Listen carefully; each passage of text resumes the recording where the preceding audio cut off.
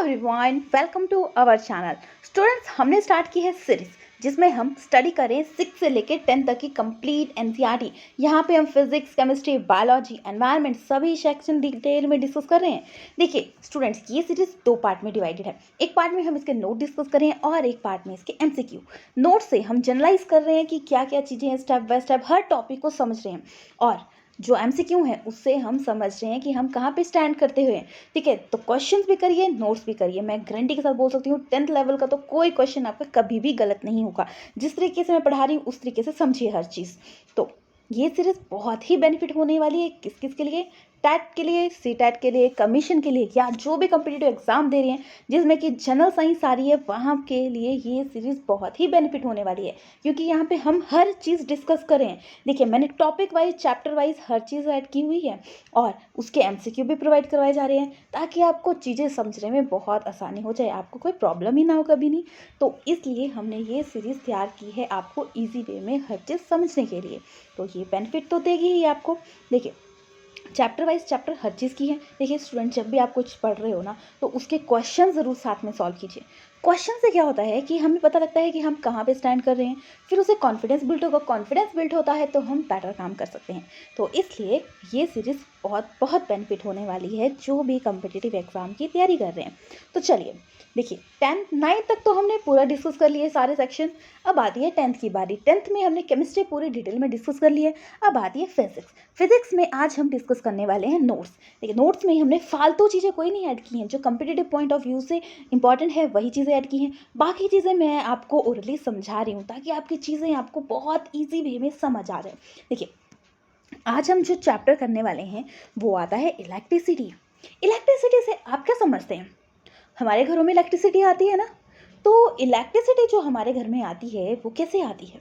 वो कैसे आती है कि करंट फ्लो होता है। ठीक है, करंट फ्लो हो रहा है, उसकी वजह से क्या हो रहा है? इलेक्ट्रिसिटी आ रही है। तो क्या हो रहा है? देखो, अमाउंट है वो चार्ज है, ठीक है, वो फ्लो हो रहा है एक पर्टिकुलर एरिया में, तो उसे हम बोलेंगे हम इलेक्ट्रिक करंट। मतलब आप इसको ये भी बोल सकते हो rate of flow of A electric charge. मतलब यहाँ से यहाँ देखो, अब स्विच ऑन करोगे तभी तो बल्ब या कुछ ग्लो करता है, ऐसे तो नहीं करता, क्योंकि वहाँ से चार्ज जा रहा है ना, इलेक्ट्रिसिटी पास हो रही है तब। तो वो कैसे कैलकुलेट किया जाता है? ठीक है, इलेक्ट्रिक सर्किट पाथ प्रोवाइड करवाया जा रहा है। ऐसे थोड़ी ना कि इलेक्ट्रिसिटी हर जगह से आपके साथ आ रही है, ऐसा तो होता नहीं है। एक वायर लगाई जाती है घर में, वहाँ से आपको लाइट मिलती है, तो वो इलेक्ट्रिक पाथ होता है, सर्किट बोल सकते हैं। अब इसमें जिसमें कि इलेक्ट्रिक करंट फ्लो कराया जाता है, ठीक है, इसके लिए भी स्पेसिफिसिटी होती है कि इस चीज़ के मटेरियल की ही आप यूज़ कर सकते हो, इस मटेरियल का ही यूज़ कर सकते हो, और चीज़ें यूज़ नहीं कर सकते। तो ये पर्टिकुलर होता है जिसमें कि हम इलेक्ट्रिक करंट मतलब फ्लो हो रहा है, इलेक्ट्रिसिटी घर में आ रही है, तो वो किस बेसिस पे आती है? देखो, इलेक्ट्रिक करंट आ गया, I equal to Q upon T. Q का मतलब चार्ज जो आ रहा है और कितने टाइम में आ रहा है। देखें, कितने टाइम में आ रहा है, टाइम भी तो वैलिड होगा। और चार्ज का यूनिट होता है कूलम, जिसको डिनोट करते हैं सी से। और इलेक्ट्रिक करंट को एक्सप्रेस किया जाता है एम्पियर से। किससे एक्सप्रेस किया जाता है? एम्पियर से। जो इलेक्ट्रॉन पोजेस होते हैं उसमें, उसका चार्ज कितना होता है? 6 × 10⁻18 इलेक्ट्रॉन वो चार्ज होता है।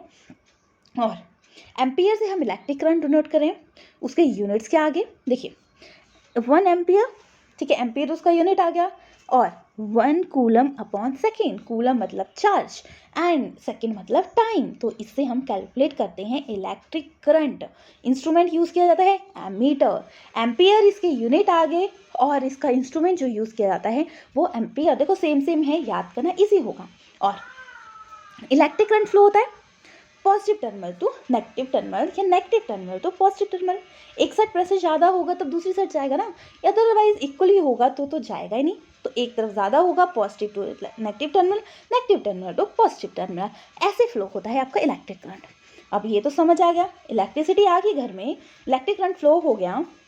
अब पर्टिकुलर वायर से, जैसे कि यहाँ से इलेक्ट्रॉन फ्लो करते हैं, तो इलेक्ट्रॉन मूव करते हैं तो वो डिफरेंस क्रिएट करते हैं प्रेशर। मतलब इससे बाहर करंट चला गया तो क्या होगा? करंट लग जाएगा हमें, हम टच करते हैं, अगर डायरेक्टली वायर को टच कर लें तो क्या होता है? करंट लग जाता है। तभी तो उसको प्लास्टिक की कवरिंग करी जाती है ताकि करंट बाहर ना आ पाए। इसके बारे में हम डिस्कस करने वाले हैं अभी। तो देखो वायर से आ रहा है, तो वायर में जो इलेक्ट्रॉन मूव करते हैं देयर, उसमें जो प्रेशर क्रिएट होता है वो आता है पोटेंशियल डिफरेंस। जैसे कि कोई चीज़ यहाँ से यहाँ जा रही है, प्रेशर क्रिएट हो रहा है, तो वो आ गया इलेक्ट्रिक प्रेशर, और उसे मेज़र किया जाता है पोटेंशियल डिफरेंस। देखो डिफरेंस इन इलेक्ट्रिक पोटेंशियल ऐसे भी याद कर सकते हो। और ये कैसे मेज़र करो, क्या होगा इससे, देखो measure how much energy is transfer between 2 point, मतलब यहाँ से यहाँ जा रही है इस वायर से इस यहाँ तक एंड तक चीज़ पहुँच रही है, तो उसके बीच में कितना ट्रांसफ़र हो रहा है, कितनी एनर्जी ट्रांसफ़र हो रही है, वो मेज़र किया जाता है पोटेंशियल डिफरेंस से। ठीक है, वो क्या होता है, वर्क डन एंड चार्ज, कितना वर्क हुआ उस पर और चार्ज कितना है। तो वर्क का सिंबल W एंड चार्ज का Q हमने किया था, और V क्या आ गया, V आ गया आपका पोटेंशियल डिफरेंस। अब V जिसने नाम दिया वो साइंटिस्ट है एलिसेड्रो वोल्टा, उन्होंने अपने नाम पे भी वोल्ट का नाम दे दिया, इसके यूनिट वोल्ट आ गए। तो वर्क का जो कैलकुलेट किया जाता है वो आता है जूल, एंड आपको चार्ज का पता है कूलम, तो क्या यूनिट बन गए वोल्टेज के बन गए जूल पर सेंटीमीटर। वोल्टेज मतलब इंस्ट्रूमेंट है जिससे कि पोटेंशियल डिफरेंस कैलकुलेट किया जाता है। याद रखना, पोटेंशियल डिफरेंस जिससे कैलकुलेट किया जाता है वो आता है वोल्टेज। स्टैंडर्ड्स जो आपको पता है, अब देखो दो चीज़ें की, इलेक्ट्रिक करंट, एम्पियर, ठीक है, और देखो एम्पियर हमने किया ना, एमीटर, एम्पियर उसका करंट का यूनिट है और एम्पियर क्या है, इंस्ट्रूमेंट। वैसे ही पोटेंशियल डिफरेंस का जो वोल्टेज आ गया और इंस्ट्रूमेंट है वो वोल्टामीटर। क्लियर हो गया। फिर आपको पता है घरों में जो इलेक्ट्रिसिटी आती है कितने वोल्टेज की होती है, वो होती है 240 टू 250। या आपको कई जगह दिया होगा 240 टू 220 टू 240 भी दिया होगा। ठीक है, अब पता है आपको बल्ब है, बल्ब ग्लो करता है, देखते हो ना, लाइट आती है घर में। अब जो बल्ब होता है उसमें गैस भरी जाती है ताकि वो ग्लो कर सके, तो वो होती है नाइट्रोजन एंड आर्गन। क्या होती है, नाइट्रोजन एंड आर्गन। और पता है बल्ब का, जैसे कि बल्ब है, इसका जो ये टर्मिनल है फिलामेंट बना होता है, देखना ध्यान से, तो वो बल्ब का फिलामेंट टंगस्टन से बना होता है। टंगस्टन से क्यों बना होता है, क्यों ना इसको किसी और मटेरियल से बनाया जाए। देखो टंगस्टन से इसलिए बना होता है क्योंकि टंगस्टन का मेल्टिंग पॉइंट बहुत ज़्यादा होता है। कितना होता है, 3380 डिग्री सेल्सियस तक उसका टेम्परेचर होता है, इसीलिए उसको यूज़ किया जाता है। ठीक है, क्लियर हो गया। अब दोनों का जो रिलेशन, अभी क्या किया हमने, इलेक्ट्रिक करंट एंड आपका पोटेंशियल डिफरेंस, जो दोनों का रिलेशनशिप है वो एक्सप्लेन किया गया है ओहम्स लॉ में। किसमें एक्सप्लेन किया है, ओहम्स लॉ में। तो देखिए voltage directly proportional to current, अब इसको हम एक साइड को ले आएंगे, voltage upon electric current into equal to constant, और कांस्टेंट को जो डिनोट करेंगे वो आ गया आर। तो V को हम यहाँ से कैलकुलेट करेंगे, IR आ जाएगा। क्लियर हो गया। वैसे ही हमें अगर I निकालना है तो क्या आ जाएगा, V अपॉन R। ठीक है, ऐसे करके हम तीनों की वैल्यू कैलकुलेट कर सकते हैं। और इसी से बहुत क्वेश्चन बनते हैं कि ओहम्स लॉ क्या बोलता है, वोल्टेज अगर हमारे पास एक चीज़ दी है तो हम दो चीज़ें दी हैं, एक चीज़ निकाल सकते हैं, तो यहाँ पे ये फॉर्मूले अप्लाई होंगे। तो क्या आ गया, ओहम्स लॉ क्या बोलता है, रिलेशनशिप किसके बीच में, potential difference and electric current में। तो ओहम क्या आ गया, देखो पोटेंशियल, V क्या आ गया, V वोल्टेज, एंड I आ गया आपका एम्पियर। तो देखिए I is equal to V upon R। ठीक है, अब इफ रेजिस्टेंस अगर डबल कर दिया जाए तो क्या होगा, करंट हाफ हो जाएगा। रेजिस्टेंस अगर डबल कर दी जाए मतलब उसकी पावर बढ़ाई दी जाए कि उसमें इलेक्ट्रिक करंट फ्लो हो रहा है, तो क्या होगा, तो उसमें वो करंट जो फ्लो होना हो जाएगा वो हाफ हो जाएगा। इसका क्या यूज़ है, इसका यूज़ होता है अगर डिक्रीज़ कर रहा है करंट या इंक्रीज़ कर रहा है करंट को बैलेंस करने के लिए, उसके लिए इसका यूज़ किया जाता है mainly. I think doubt clear होंगे। तो देखिए ओहम लॉ रिलेशनशिप है पोटेंशियल डिफरेंस एंड आपका किसके बीच में, आपका जो हमने इलेक्ट्रिक करंट पढ़ा V directly proportional I, V upon I equal to constant, इसके थ्रू आप तीन फॉर्मूले निकाल सकते हैं। आई थिंक डाउट क्लियर हो गया। अब इलेक्ट्रिक करंट जो डिवाइस होती है जिससे कि डिवाइस चेंज करी जाएगी रेजिस्टेंस, उसको बोलेंगे रियोस्टेट। क्या बोला जाता है, रियोस्टेट। क्या चीज़ है रियोस्टेट? डिवाइस जिसमें कि मेज़र किया जाता है इलेक्ट्रिक करंट को। आई थिंक डाउट क्लियर हो गया। अब रेजिस्टेंस क्या है? देखिए, एक पर्सन है जिससे हम प्यार से बात कर रहे हैं या कोई हमसे प्यार बात कर रहा है और उसको कोई पर्सन बार बार गाली दे रहा है, तो एक टाइम आएगा कि वो उससे ज़्यादा बोलेगा, बस कर भाई मैं नहीं सुन सकता तेरी, और फिर वो उसको कुछ ना कुछ बोलेगा।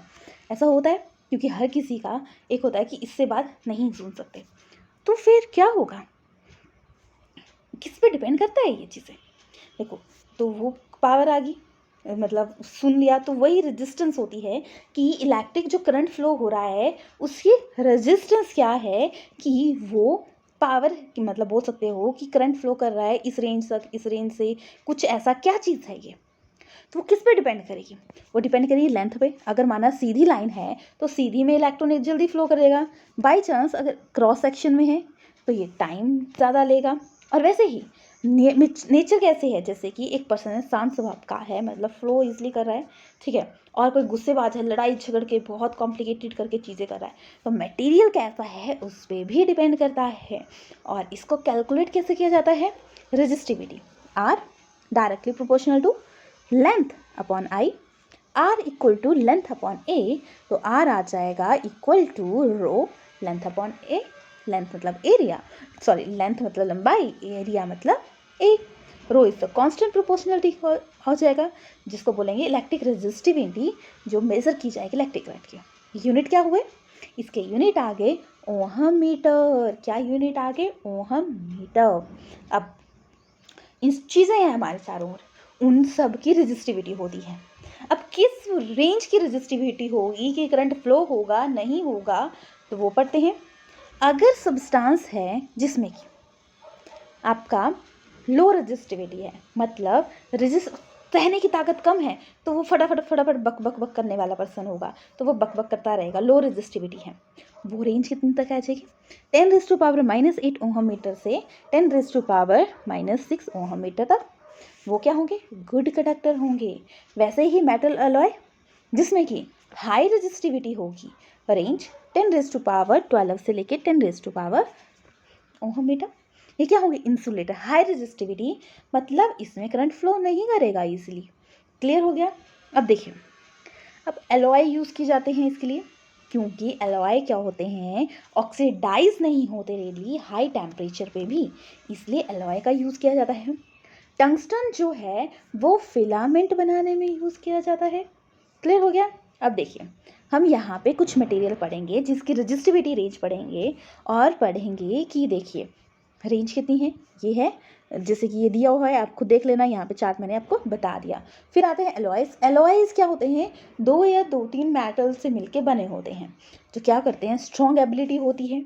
उसको क्या किया जाता है? जैसे कि 2 चीज़ें हैं, इसमें एक क्वालिटी है, दूसरे में दूसरी क्वालिटी है, तो दोनों को मिक्स करके एक बेटर वर्जन बनाया जाता है, ठीक है। तो वैसे ही एलॉय बनाए जाते हैं, जैसे कि constant copper and nickel and manganin, copper nickel and manganin and nickel manganese, nichrome nickel chromium and iron, ठीक है। इसकी क्या होती है? High resistivity. देखो ना, हीटर्स जो होते हैं वो बने होते हैं नाइक्रोम वायर से। क्यों बने होते हैं? ताकि अगर ज़्यादा टेम्परेचर आए तो वो बर्न ना हो, ख़राब ना हो। ऐसे अगर आप देखो कॉटन के कपड़े को अगर ज़्यादा हीट दे देगा जल जाएगा ना, तो वैसे ही मटेरियल बनाए जाते हैं ताकि उसमें रेजिस्टिविटी हो। तो इंसुलेटर के आगे जो क्या होते हैं? जिसमें इलेक्ट्रिसिटी पास नहीं होती। तो अब सोचोगे इलेक्ट्रिसिटी पास हो रही है तो बेनिफिट है हमारे लिए, दूसरे तो बेनिफिट नहीं है। देखिए स्टूडेंट्स, दोनों चीज़ें इंपॉर्टेंट हैं। कैसे?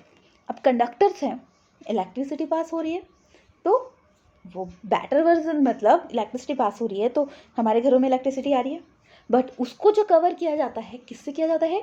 इंसुलेटर से। अब इंसुलेटर से क्यों कवर किया जाता है? ताकि करंट ना लगे। अगर डायरेक्टली कॉन्टैक्ट में अब वायर की जाए, खुद टच करो, क्या होगा? शॉक लग जाएगा, डेथ भी हो जाती है लोगों की। तो इसलिए इंसुलेटर का यूज़ किया जाता है। क्या आपको पता है, जो फायरमैन होते हैं, या फायरमैन नहीं सॉरी, जो इलेक्ट्रिशियन होते हैं, वो किस टाइप की चीज़ें यूज़ करते हैं? वो ग्लव्स, रबड़ ग्लव्स यूज़ करके काम करते हैं ताकि उनको करंट ना लगे, तो इसलिए यूज़ करते हैं। अब देखो, रजिस्टर के बारे में पढ़ा। रजिस्टर भी 2 टाइप्स के होते हैं, एक सीरीज़ में, एक पैरेलल में, दोनों पढ़ते हैं। रजिस्टर अगर सीरीज में है मतलब एक सीरीज में है, वो सीरीज मतलब एक सीरीज, तो इसको कैलकुलेट किया कैसे किया जाएगा? इसको कैलकुलेट किया जाएगा v equal to R1 V1 V2 V3 plus V2 and V3। तो आपको पता है V1 क्या आ जाएगा? V1 हमने कैलकुलेट किया था जब ओहम लॉ, तो क्या था? V1 IR1 V2 IR2 V3 IR3, जैसे कि ये आ गया आपका V1 V2 एंड V3। ठीक है, रजिस्टर और वोल्टेज एंड इलेक्ट्रिक करंट, तो सबको जब कैलकुलेट किया गया तो क्या आ गया आपका? RE की वैल्यू जो आ गई वो आ गई आपकी, क्या आ जाएगी? R1 RS रजिस्टर निकाला ना, तो R1 R2 R3। तो देखिए जो रजिस्टर है सीरीज में जो यूज़ किया जाता है उसके एक साइड इफेक्ट होते हैं। सोचा है? देखो ना, जब भी आप कोई चीज़ पढ़ते हो तो डेली लाइफ से रिलेटेड चीज़ें करो। अब देखो साइंस है, डेली लाइफ से रिलेटेड है। जब आप डेली लाइफ से रिलेशन करके पढ़ोगे ना, चीज़ें बहुत ईजिली समझ आ जाएंगी और बहुत टाइम तक भी याद रहेंगी। तो देखिए समझ आ गया आपको कि सीरीज़ में कैसे अरेंज करके R1। और देखिए कहाँ यूज़ होता है, पहले तो मैंने ये तो बताया नहीं। घरों में जब दिवाली होती है तो क्या होता है? आप वो लगाते हो ना, क्या बोलते हैं उसको? लाइट्स को जब आप इलेक्ट्रिशियन आता है तो वो क्या करते हैं? वो करेक्ट ठीक करने की कोशिश करते हैं। अगर एक बल्ब फ्यूज़ हो जाए तो और नहीं जलते। तो ये साइड इफेक्ट होता है सीरीज़ का, क्योंकि एक लाइन में होते हैं, करंट तो ज़्यादा फ्लो कर रहा है उसमें, बट एक लाइन में होते हैं, पर अगर एक इंस्ट्रूमेंट ख़राब होगा तो दूसरा भी हो जाएगा। तो ये इसका साइड इफेक्ट आ जाता है। किसका? जब रजिस्टर होगा सीरीज़ में होगा तो ये इसका साइड इफेक्ट आ जाता है।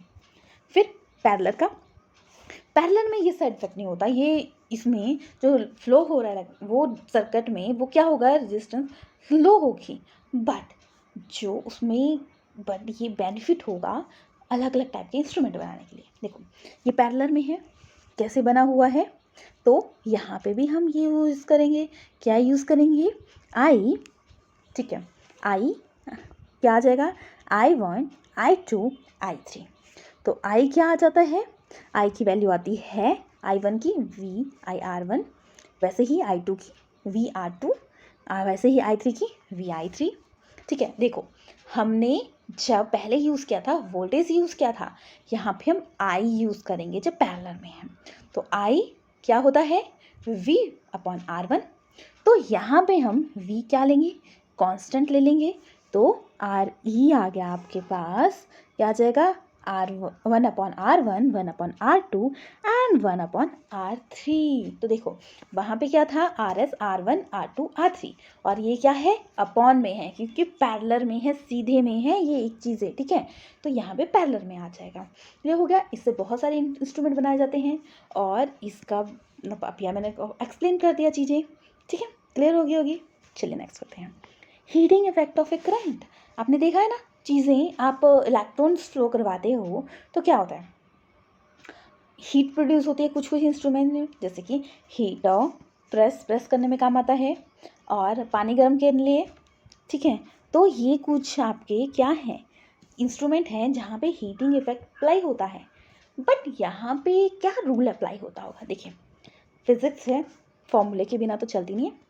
तो P इज इक्वल टू, जो इसकी पावर आ जाएगी कि वो इलेक्ट्रिसिटी से पास हो रही है, हीटिंग इफेक्ट निकाल रहे हैं ना, तो अभी हम इससे निकालेंगे। P equal to V voltage and equal into Q/T। Q/T क्या है? I हमने किया था ना इलेक्ट्रिक करंट, तो वैसे ही हमने यहाँ वैल्यू कर देंगे P equal to V into I।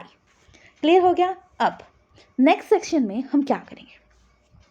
Next section में हम इसको डिवाइड मल्टीप्लाई करेंगे T, क्योंकि टाइम के डिपेंड करेगा आपका कि वो कितना फ्लो कर रहा है।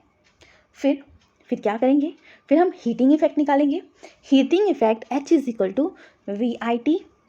ठीक है, तो आपको पता है V किसके इक्वल होता है? IR के। तो हम यहाँ पे वैल्यू पुट कर देंगे, तो क्या आ जाएगा heating effect? H equal to I²RT। क्या हो गया? H equal to I²RT। समझ आ गया कैसे निकाला हमने? पहले हमने P equal to V into QT किया। QT क्या है? I है, वैल्यू पुट कर दी। फिर V की वैल्यू चेंज की। V की वैल्यू क्या है? IT। तो आई टी 2 आई हो गए तो स्क्वायर हो गया, आर हो गया, फिर टाइम, कितना टाइम लगा, हीटिंग इफेक्ट इस पे अप्लाई करता है। तो यहाँ पे कौन सा लॉ अप्लाई हुआ, ओहम लॉ। क्लियर हो गया। अब इलेक्ट्रिक पावर, किसमें कितनी पावर है वो कैसे पता लगेगा, वो पता लगेगा power equal to I V. ठीक है, अब आई वी क्या है, आई वी करंट और पोटेंशियल डिफरेंस मेज़र किया जाता है, वो वॉट से इसको मेज़र किया जाता है। अब देखो पावर, देखो क्या आ जाएगा, देखो v की वैल्यू क्या आती है, आई आर, तो पहले हम v को कन्वर्ट कर देंगे आई आर से, कन्वर्ट कर दिया तो क्या आ गया, आई स्क्वायर आर आ गया, वैल्यू आ गई। अब क्या करोगे आप, अब हम क्या करेंगे, आई की वैल्यू पुट करेंगे। आई की वैल्यू कितनी आती है, आई की जो वैल्यू आ गई वो आ गई v अपॉन आर, तो p आ गया, 2 बार आ रहा है ना, स्क्वायर है, तो v upon R into V upon R, और एक और आर था तो ऊपर आर से आर कट जाएगा, तो वैल्यू जो आ जाएगी वो आ जाएगी आपके पास, क्या आएगी, वी स्क्वायर आर। ठीक है, तो ये इसकी वैल्यू आ जाएगी। तो वी स्क्वायर अपॉन आर इसके क्या आ गए, पावर कैलकुलेट करने के लिए। तो इसके यूनिट वॉट। अगर स्मॉल स्केल पे निकालना है, देखो जैसे कि वॉट है, वॉट अगर स्मॉल स्केल पे अपना कैलकुलेट करना है तो आप ऐसा यूनिट वॉट का यूज़ करेंगे, तो वोल्ट अपॉन एम्पियर। ठीक है, फिर अब नॉर्मल यूज़ किया जाता है तो कितने स्मॉल स्केल पे नहीं किया जाते, तो किलो वॉट आवर का यूज़ करेंगे, तो किलो वॉट आ गया 1000 इंटू W वॉट आ गया आवर, तो इसको सेकंड में कन्वर्ट करेंगे 36 सेकेंड, तो इसको कैलकुलेट करके वैल्यू कितनी आई, इसको कैलकुलेट करके वैल्यू आई 3.6 10⁻⁶ जूल। ठीक है, जूल से, या जो हीटिंग इफेक्ट है उसको ये भी हो सकते हैं जूल लॉ ऑफ हीटिंग, क्योंकि वो भी यहाँ पे अप्लाई होता है, वर्क डन हुआ ना तो वहाँ पे ये अप्लाई हुआ। क्लियर हो गया, आई थिंक डाउट क्लियर हो गए होंगे आपके। तो इससे रिलेटेड जो क्वेश्चंस बनेंगे वो जब हम एमसीक्यू करेंगे, न्यूमेरिकल्स जो बनेंगे वो सारे हम वहाँ पे करेंगे, तो आपको समझ आना चाहिए चीज़ से। तो देखिए यहाँ पे मैंने एक पेज में ये सारा समअप कर दिया है, तो यहाँ से आप नोट डाउन कर सकते हैं। अब फिर क्या करना है, लास्ट में लाइक करना है, शेयर करना है, सब्सक्राइब करना है, एटलीस्ट 5 स्टूडेंट्स के साथ तो शेयर करना है, क्योंकि आपके लाइक शेयर मोटिवेट करते हैं और बेटर काम करने के लिए। Thanks for watching.